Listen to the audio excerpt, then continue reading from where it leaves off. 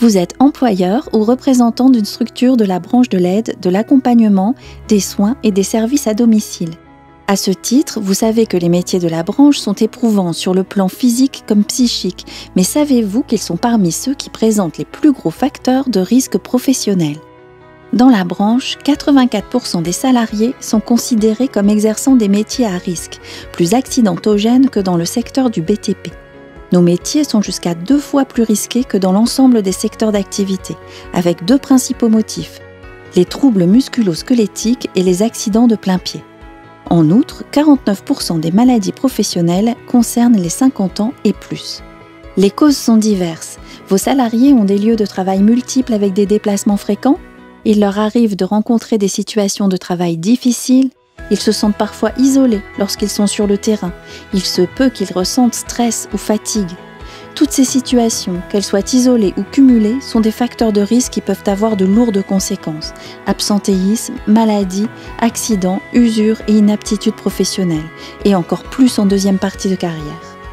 En tant qu'employeur, vous avez obligation légale de réaliser un document unique d'évaluation des risques professionnels et du plan de prévention. Mais au-delà de ces exigences, développer une réelle politique dans ce domaine représente un enjeu social et économique de premier plan pour votre structure. Il faut d'une part mener une politique de prévention des risques afin de réduire le nombre d'arrêts de travail et prévenir l'inaptitude, et nommer notamment un référent risque dans l'entreprise qui fera l'interface entre salariés et usagers.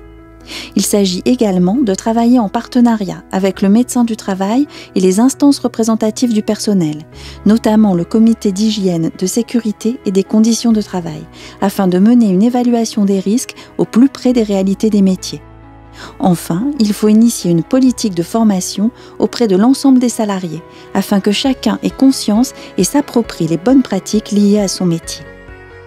Le guide d'accompagnement à la mise en œuvre d'une démarche de prévention des risques professionnels a été créé pour vous.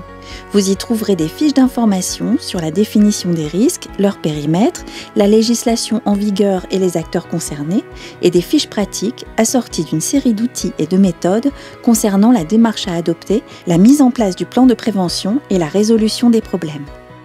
Ces outils ont été conçus spécialement par les représentants des organisations d'employeurs et des organisations syndicales de salariés de votre branche professionnelle, le ministère en charge de l'emploi et de la formation professionnelle et Uniformation.